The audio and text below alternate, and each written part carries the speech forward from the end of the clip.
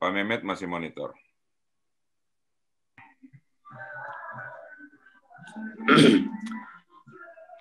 Terima kasih Pak. Dari tadi saya monitor, ini menarik sekali diskusinya. Saya jadi terus terang tambah penasaran ini sama Komnas HAM ini. Karena pelanggaran HAM ini bukan hanya yang terakhir kemarin, pembantaian oleh aparat negara, pembantaian dan pembunuhan ya oleh aparat negara ini sangat memalukan. Sebelumnya juga setiap beberapa kasus-kasus pada demo yang sampai dikejar jauh dari tempat lokasi demonya, itu kok kayaknya sepi-sepi aja.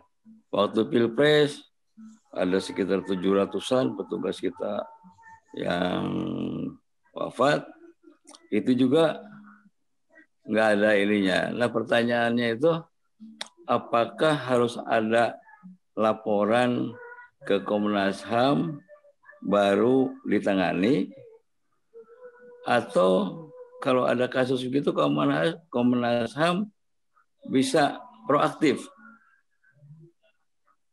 untuk menangani hal-hal seperti begini. Ini tidak bisa lagi, menurut saya sudah tidak bisa ditolerir lagi. Apalagi pelaksananya negara.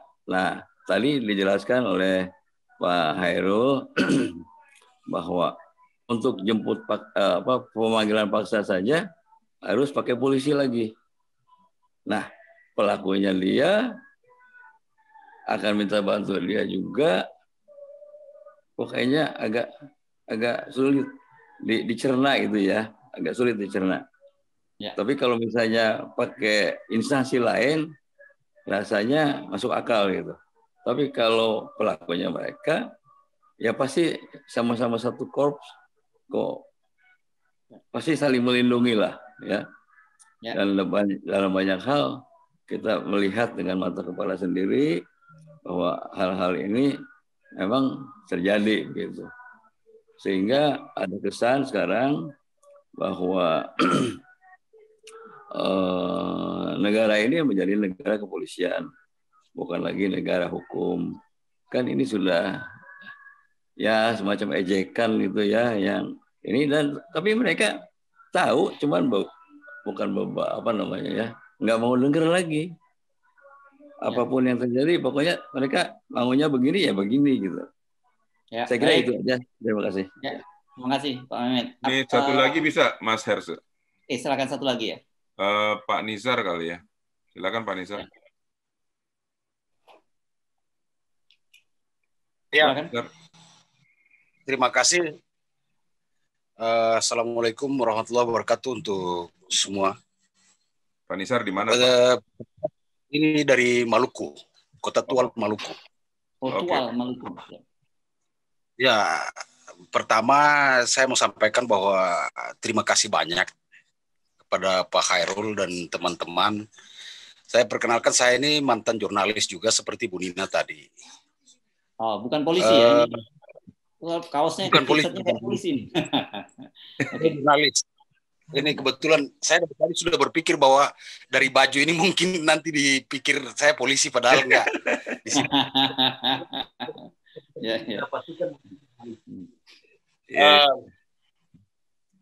Terus seperti yang disampaikan Bu Nina tadi, bahwa memang kondisi bangsa kita dengan kasus, sebenarnya ini kan untuk membahas hak asasi manusia secara umum. Cuman karena persoalan kasus di kilometer 50 ini cukup membuat bangsa kita ini seperti terasa dalam kondisi kritis.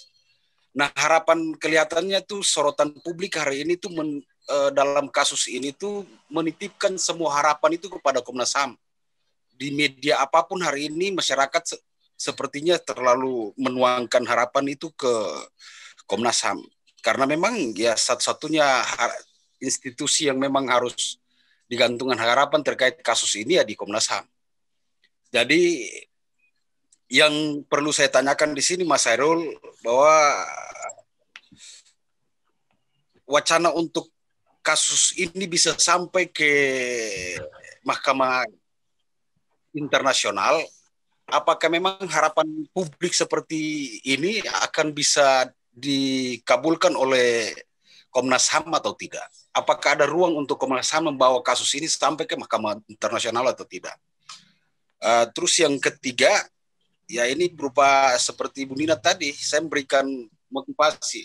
Demi Allah, saya juga termasuk salah satu orang di rakyat Indonesia, publik hari ini yang berharap penuh, menggantungkan harapan independensi dalam penanganan kasus ini ke Komnas HAM.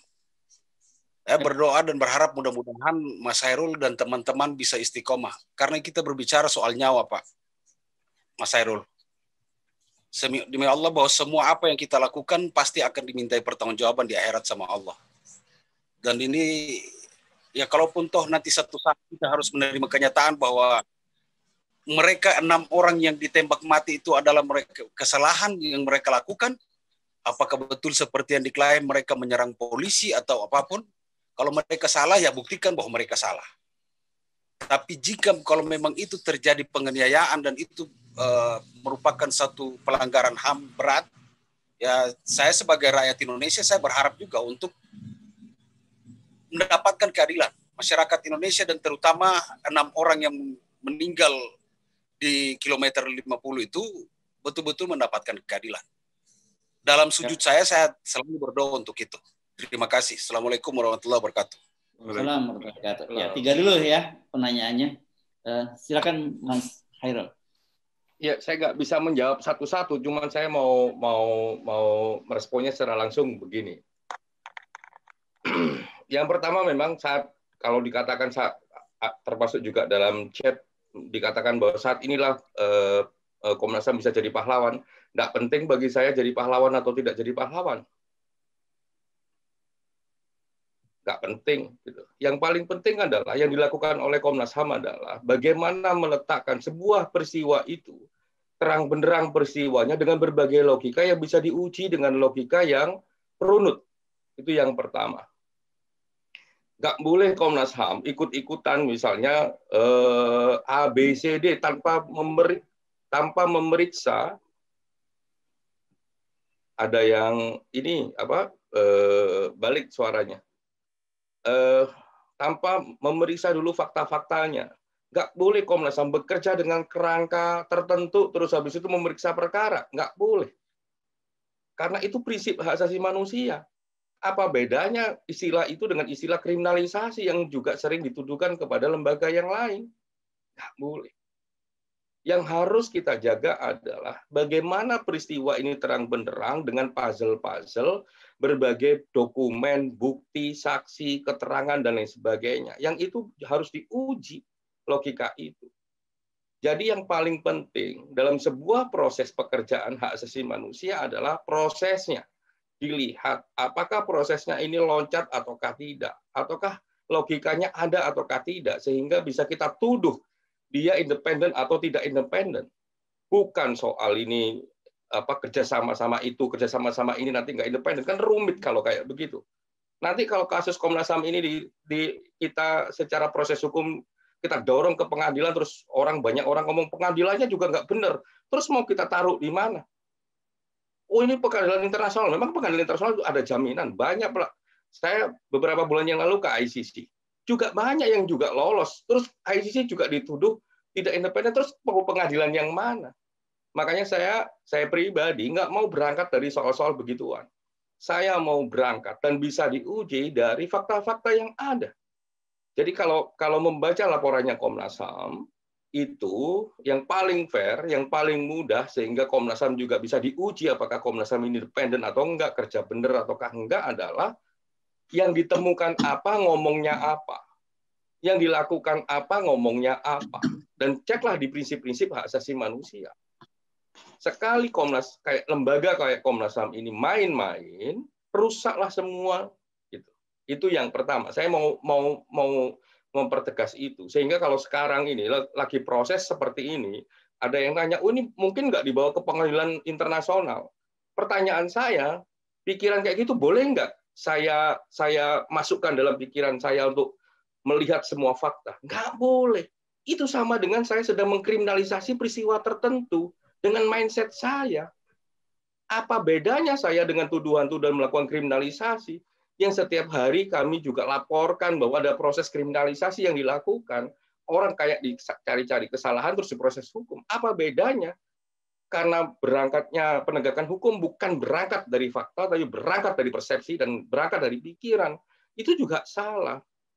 Makanya kalau ada banyak pihak yang nanya ke saya, apakah ini mungkin di bawah pengadilan HAM berat, terus ini ke internasional?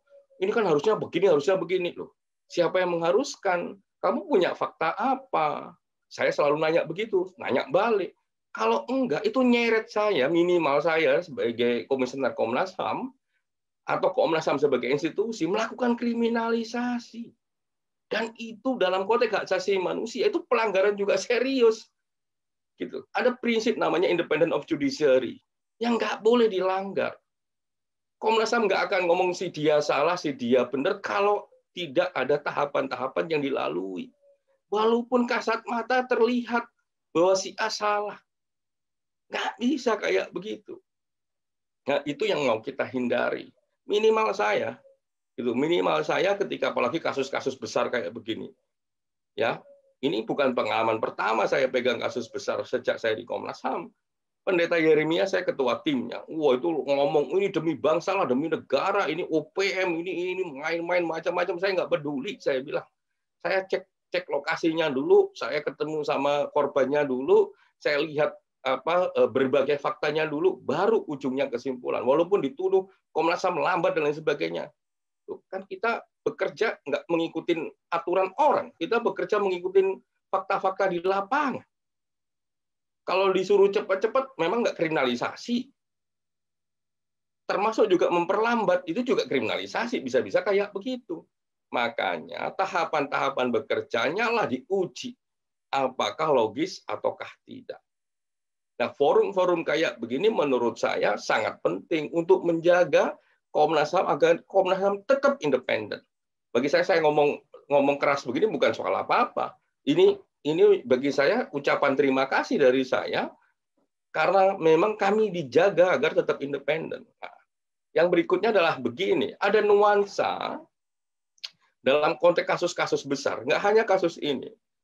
Kasus Sigi misalnya, atau kasus terorisme yang lain gitu ya, atau kasus Papua misalnya, selalu gesekannya adalah menggeret Komnas HAM mengikuti logika-logika tertentu. Saya nggak mau.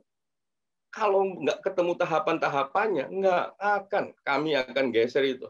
Kecuali kita menemukan faktanya. Lah, oleh karenanya tantangan paling besar dalam kehidupan hak asasi manusia kita tidak hanya Komnas HAM yang harus kerja independen, tapi juga masyarakat yang terbuka melihat peristiwa-peristiwa dengan jernih, itu tidak punya persepsi sendiri, penilaian sendiri sebelum melihat faktanya secara gamblang. Saya begitu orangnya.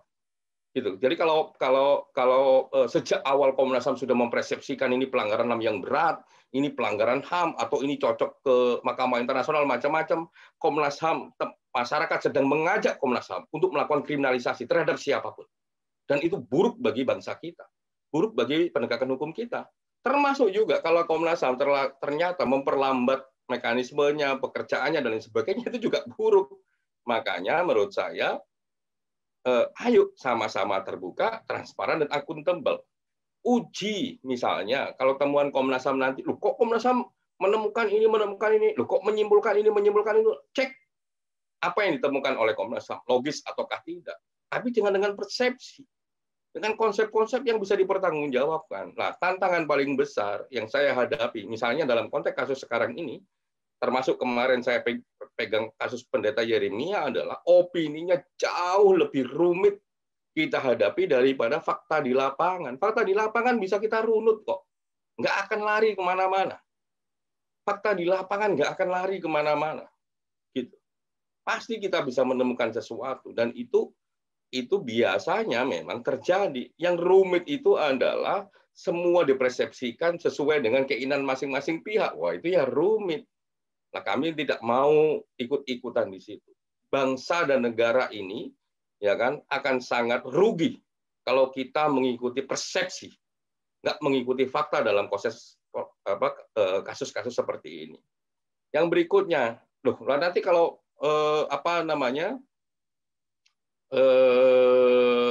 segregasi sosial nanti akan terjadi, terus ini akan meruntuhkan negara. Ini yang kelompok yang lain ngomong segregasi sosial, kelompok yang lain akan ngomong ini kelompok kekerasan, kelompok yang lain ngomong A, B, C, D. Bagi saya, asalkan terang benderangnya peristiwa itu terjadi, di titik itulah kita bisa banyak belajar. Mana yang harus kita betulin? Apakah polisinya? Apakah kelompok-kelompok tertentu? Ataukah Komnas HAM-nya? Ataukah siapa? Itu menurut saya clear. Gitu. Jadi berangkatnya adalah dari titik terang peristiwa, bukan dari persepsi. Bukan dari asumsi. Kalau dari asumsi, persepsi, ikut-ikutan tarik sana, tarik sini, Komnasnya ikut-ikutan, ya negara ini nggak akan pernah hidup dalam kepastian hukum. Ternyata kepastian hukum itu belum tentu mengenakkan semua pihak. Yang pasti kepastian hukum menjadikan terang benderang dan kita bisa belajar dari situ. Yang jahat kita sebut jahat, yang baik kita sebut baik, yang kurang kita sebut kurang, yang sudah pas kita sebut sudah pas. Semua ada risikonya. Tapi ketika kita berbicara jujur kayak begitu, minimal kita bisa belajar dari peristiwa yang pahit bagi kita semua untuk menuju bangsa yang beradab. Itu yang kita inginkan. Terus tadi, bagaimana dengan peristiwa-peristiwa kemarin? Yang pemilu yang 700 orang meninggal, kayak sistematis macam-macam. Banyak pihak yang datang ke Komnas HAM. Kami menurunkan tim, kami uji logikanya, kami uji faktanya. Terus teman-teman yang melaporkan itu, kita minta keterangannya, gimana ininya, gimana. Semua persepsi. Jangan tarik Komnas HAM ini, lembaga yang kita cita-citakan menjadi independen. Dengan persepsi-persepsi. Rugi kita sebagai bangsa. Saya paling banter 2 tahun lagi udah nggak mau lagi saya jadi Komnas HAM. Sayang gitu. Jadi kalau ada fakta yang kuat, ayo kita uji. Ini pengalaman saya turun pilkada yang katanya 700 orang meninggal karena sistematis macam-macam, kita tanya ininya, kita cek sistemnya, kita cek macam-macam sampai detail. Terus termasuk yang memberikan aduan beberapa pihak itu kita cek juga, nggak punya apa-apa. Jadi persepsikan itu ini macam-macam, jadi rumit kita. Negara kita sayang, terlalu banyak kita termakan opini, lupa bahwa kita punya agenda-agenda yang sangat-sangat penting bagi negara kita.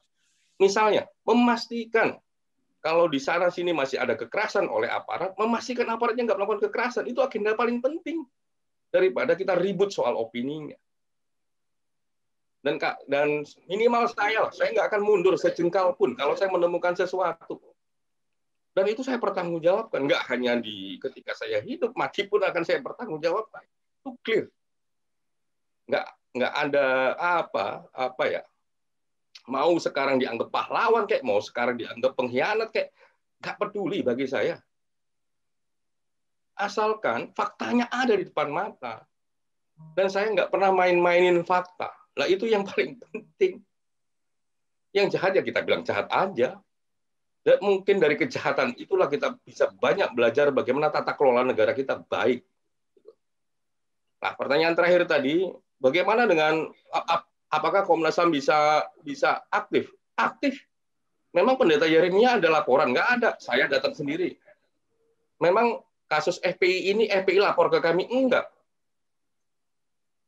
Kami langsung datang. Memang Sigi ada laporan? Nggak ada.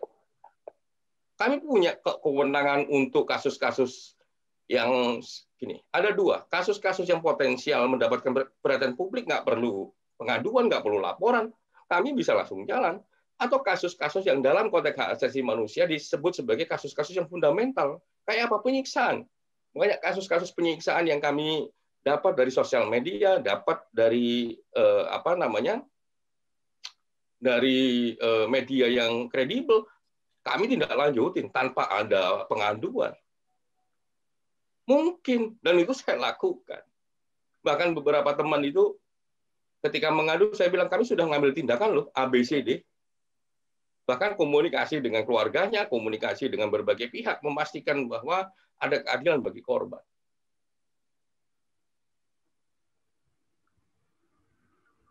Gitu. Baik. Iya, lanjutkan silakan Mas Rata kalau masih ada penanya yang lain. Ya, tadi ada ini kan, siapa Cak Lengki, kemudian tadi ada Benesia tadi kalau nggak salah dari New York, tapi udah nggak ada. Mungkin Cak Lengki, ini ada dari Subhanallah ya, teman-teman dari Eastern Australia itu masih ada yang hadir. Ngomong ini sampai jam berapa ya, Bapak Ibu sekalian, biar saya melanjutkan lagi karena saya mau proses lagi untuk menata fakta-fakta karena mau pemeriksaan untuk besok dan besok lusa. Biasanya sampai jam 11, Pak. Saya nyelip dulu dong sebelum pergi, Mas Khairul. Ya, kita tanya dulu. Mas Khairul bisa sampai jam 11? 30 menit lagi? Kita coba sampai jam 11 ya. Ya, oke. Kita komit ya 30 menit lagi. Jadi pertanyaannya pendek saja supaya beliau bisa punya waktu nih. Mas Kris skip dulu ya karena udah tanya tadi ya. Yang lain dulu, silakan. Boleh nggak saya nanya sebelum yang lain nanya? Silakan dengan kata-kata itu. Jalengki silakan, habis ini Mbak Benesia ya di New York. Oh, oke. Mas Khairul, terima kasih Bang Tatang atas kesempatannya. Mas Khairul, perkenalkan saya Agus Lengki. Saya dengan Mas Kris ini di FTE berada dalam satu grup diskusi juga di subgrup diskusi tentang Polhukam ya, politik hukum dan HAM. Kita semua background-nya memang pelangi ya, bervariasi, tidak semua dari background hukum. Nah, kebetulan saya sendiri background hukum, jadi sedikit mengerti tentang HAM tersebut. Saya pastikan bahwa saya mendukung Komnas HAM dalam menyelesaikan setiap permasalahan pelanggaran HAM di Republik ini, karena HAM adalah suatu yang mutlak bagi setiap manusia. Kita selalu mendukung Mas Khairul, tetap semangat, jangan patah arang. Nah, memang saya melihat Mas, aturannya memang hanya membuat Komnas HAM itu sampai direkomendasi. Kalau yang saya ingat kan biasanya benturannya adalah dengan penyidik, dalam hal ini kejaksaan, ya berhenti sampai di kejaksaan, rekomendasi saja, ditindaklanjuti atau tidaknya kan dari kejaksaan untuk go or no go-nya. Nah, yang saya menjadi sedikit bingung ini adalah pidato Bapak Presiden yang mempermasalahkan lambatnya penyelesaian penanganan perkara berat. Padahal kejaksaan kan anak buahnya Presiden. Tapi kenapa Presiden sendiri mengeluh ya? Harusnya kan bisa diselesaikan hal tersebut. Karena kejaksaan ya bagian dari eksekutif. Itu yang pertama. Nah, yang kedua juga memang Mas, kita melihat harapan besar kepada Komnas HAM. Kita juga sebenarnya pengen apa sih temuan-temuan yang ditemukan oleh Komnas HAM dalam memeriksa setiap perkara pelanggaran HAM, termasuk juga yang ada di kilometer 50. Tapi tadi sudah disampaikan kan bahwa tidak ingin tercampur antara opini dan fakta hukum. Namun yang terjadi kan nanti fakta hukumnya itu dalam rekomendasi, sedangkan rekomendasi nanti menjadi dokumen negara yang tidak boleh diketahui publik. Nah, akhirnya hak rakyat, masyarakat untuk bisa mendapatkan kejelasan atas suatu fakta pelanggaran HAM ini akhirnya mau lewat mana? Mas, sorry. Ini biar kita nggak kemana-mana, ini biar nggak salah paham nih. Kalau Undang-Undang 26 tahun 2000 yang kemarin disinggung oleh Presiden, sifatnya bukan rekomendasi loh, Mas. Kita bicara Undang-Undang 26 atau Undang-Undang 39? Kalau 26 kan pengadilan HAM. Sorry. Iya, yang dibilang oleh Presiden itu Undang-Undang 26 yang memang kasusnya macet. Kalau saya jadi Presiden, secara politik hukum, ya komitmen dengan jaksa agung harus bisa menyelesaikan ini. Tapi Presiden memang nggak bisa intervensi. Jelasannya apa? Kalau memang nggak benar, SP3. Kalau memang benar, ya jalan. Kasih waktu. Setuju, nggak usah ngeluh. Kalau saya begitu. Tapi ini sifatnya bukan rekomendatif, Mas. Iya betul, Mas. Maksudnya kan bola sudah di tangan kejaksaan kan untuk dilanjutkan kepada pengadilan HAM. Benar nggak nih asumsi saya? Nah, padahal kejaksaan sendiri kan sebenarnya jangan dicampur dengan rekomendasi. Oh iya betul. Enggak, maksudnya kan rekomendasi yang sudah masuk ke dalam kejaksaan. Kemudian kejaksaan tidak dilanjutkan Mas, ke pengadilan. sorry, ini biar kita nggak confuse karena saya ketat membedakan Undang-Undang 39 itu rekomendatif. Undang-Undang 26 tidak rekomendatif, itu hasil penyelidikan, ya kan? Yang itu alur prosedur hukumnya. Sifatnya bukan rekomendatif. Ya. Jadi jangan pakai kalau ngomong pelanggaran HAM yang berat jangan pakai kata rekomendasi itu karena itu salah. Oke, baik. Yang artinya apa yang telah dilakukan oleh Komnas HAM selama ini, porsi dari Komnas HAM sudah selesai dilakukan sehingga bola sekarang ada di kejaksaan. Nah, kemudian tidak berlanjut kan gitu Mas konstruksinya. Nah, saya melihatnya kejaksaan ini kan anak buahnya Bapak Presiden itu loh. Ini loh, kenapa kok malah mengeluhkan anak buahnya? Kenapa tidak langsung saja diberikan aksi? Ini Jaksa Agung ini nggak melanjutkan pelanggaran HAM berat. Ya sudah saya ganti dengan Jaksa Agung yang lain. Nah ini yang akhirnya saya menjadi bingung. Yang kedua yang ingin saya tanyakan tadi Mas. Nah, ya, sebenarnya pendek-pendek ya, bagus ya. Biar yang lain kenapa publik juga ingin tahu, tapi terhalang oleh sifat dokumen negara yang tidak boleh bocor. Nah, akhirnya masyarakat dapat dalam tanda petik itu informasi atau bocoran penyelidikan Komnas HAM ini seperti apa kalau nggak bisa menyampaikan ke publik padahal harapannya besar. Kira-kira gitu loh Mas Khoirul. Gimana kira-kira? Oke. Saya jawab aja ya. Dan ini ada pertanyaan-pertanyaan yang sebenarnya dilempar di chat sehingga kita bisa terus berjalan begitu. Oke, ya, silakan. Ya. Oke. Begini, kalau pelanggaran HAM yang berat, kita selalu mengeluarkan eksekutif summary. Yang di situ menjelaskan konstruksi peristiwa, dan konstruksi peristiwanya kayak apa. Bapak Ibu sekalian bisa membaca eksekutif summary-nya ada di webnya Komnas. Jadi itu membuat terang bagaimana peristiwa terjadi. Misalnya soal 65 kayak apa, soal Talang Sari kayak apa, Petrus kayak apa, sampai Paniai kayak apa. Itu clear. Dengan batasan-batasan memang kita tidak menyebut siapa pelakunya, nyebut siapa saksinya, siapa korbannya, namanya kita close semua karena itu menjaga pelindungan bagi mereka. Tapi kalau kita baca dengan detail itu terang peristiwanya. Sebagai satu konstruksi peristiwa bisa menjelaskan bahwa misalnya begini, bahwa ada proses pencurian jam sekian yang dicuri ABCD. Ada. Itu kalau untuk pelanggaran HAM yang berat. Tapi kalau untuk pelanggaran HAM biasa di bawah Undang-Undang 39 tidak ada rahasianya. Bisa dibaca laporan-laporan itu, bisa diminta juga laporan-laporan itu melalui Undang-Undang Informasi Publik kepada Komnas HAM. Jadi itu yang membedakan. Makanya tadi agak ketat saya ngomong itu. Tapi saya setuju dengan Mas Lengki bahwa sebenarnya ya Jaksa Agung itu stafnya Presiden gitu ya. Kalau nggak benar kerjanya ya dievaluasi. Bikin komitmen pertama nggak bisa kerja ya evaluasi. Gitu. Yang nggak bisa diintervensi oleh Presiden adalah teknis hukumnya. Kan ini kan problemnya bukan teknis hukum, ini problemnya adalah political will. Lah, kalau political will ngeluh, ya piye. Itu saya setuju itu di level itu. Nah, terus di forum ini saya tandaskan begini karena ini banyak yang nanya, apakah Komnas HAM penyelidikannya atau investigasinya bisa memuaskan publik?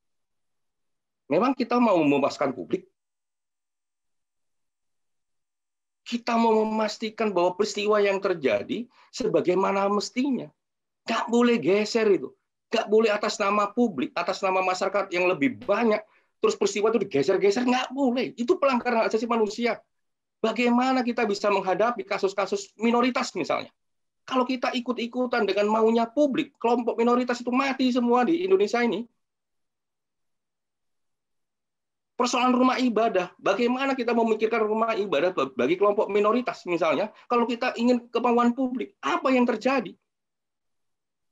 Jadi nggak boleh Komnas HAM disuruh memuaskan publik, nggak bisa. Kalau sampai Komnas HAM sejak awal mendeklar dirinya bahwa kami akan memuaskan publik, sejak itulah Komnas HAM mati. Dan penting kita kubur bersama-sama Komnas HAM-nya. Komnas HAM-nya akhirnya nggak independen dia. Banyak kasus yang kita tanganin yang nggak dipublikasikan itu kelompok minoritas mayoritas. Nah, kalau ikut-ikutan kemauan mayoritas yang terjadi apa? Hapuslah semua hak masyarakat minoritas itu. Jadi saya pribadi menolak ini. Dan keras ini saya ngomongnya. Memang kerjanya saya untuk kepentingan untuk memuaskan kepentingan publik enggak ada. Kerjanya Komnas HAM memastikan terang benderangnya peristiwa dengan fakta-fakta yang bisa diukur dan diuji objektivitasnya. Soal publik mau puas mau enggak, ayo kita belajar bareng-bareng. Soalnya terminologi itu menyakiti terminologinya ketika kita menangani kasus-kasus kelompok minoritas. Dan itu berbahaya bagi negara hukum. Dan itu berbahaya bagi cita-cita bangsa kita yang mau mencita-citakan semua orang hidup dalam kesetaraan, baik kesejahteraannya maupun keadilannya. Oke. Ini ada satu Mbak Benesia nih, Mas Hersu. Ya, silakan. Di mana ini Mbak Benesia? Mbak Benesia, silakan dibuka videonya. Terima kasih, Bang Tata. Terima kasih beri kesempatan. Terima kasih Pak Hersu. Terima kasih Pak Khairul Anam. Saya mau mohon pertanyaan. Tadi Bapak bilang tidak boleh minoritas tertindas. Di negara ini yang tertindas justru yang mayoritas. Gimana? Yang tertindas justru yang mayoritas. Kita justru yang tertindas, yang minoritas justru yang berkuasa. Enggak, saya mencontohkan banyak kasus di Komnas HAM itu yang menangani kasus-kasus kelompok-kelompok minoritas. Salah satunya rumah ibadah. Kalau kita mengikuti kemauan mayoritas kelompok-kelompok rumah ibadah ini yang faktualnya adalah minoritas, bagaimana? Makanya kami tegaskan di sini bahwa Komnas HAM itu bekerja membuat terangnya peristiwa, bukan memuaskan publik, tidak gitu. Karena sekali Komnas HAM ikut dalam arus apapun arusnya, Komnas HAM menjadi tidak independen. Itu persoalan utamanya. Iya, saya mengerti. Tapi dalam kasus ini adalah kasus mayoritas. Yang mana? Kasus yang mana, Bu? Ketidakadilan ini kan mayoritas. Yang mana? Yang mana? Yang spesifik aja. Yang mana? Saya jawab. Iya, spesifik kali. Karena yang yang diperjuangkan oleh Habib Rizik ini kan persoalan ketidakadilan terhadap mayoritas. Awalnya kan dari situ. Ketidakadilan terhadap sampai detik ini kasus soal KM50 maupun yang terkait di sana belum menyimpulkan apapun karena masih proses. Saya ketua timnya. Oke. Jadi kalau ada yang menyimpulkan itu pasti bukan Komnas HAM. Clear? Oke, saya mau tanya mengenai independensi. Ini kan kalau kita menarik connect the dot, kenapa ini peristiwa ini terjadi? Mulai dari masa Habib Rizik yang menjemput, kemudian digantinya Pangdam dan Kapolda, itu pasti perintah Presiden. Dan adanya peristiwa KM50 itu rentetan dari ini semua. Kalau kita apakah masih bisa diproses? Kita tahu anaknya Kapolda itu dulu pernah magang di kantor Komnas HAM untuk beberapa waktu sebelum jadi anaknya Kapolda loh ya. Kan pernah magang Kapolda di kantor Komnas HAM.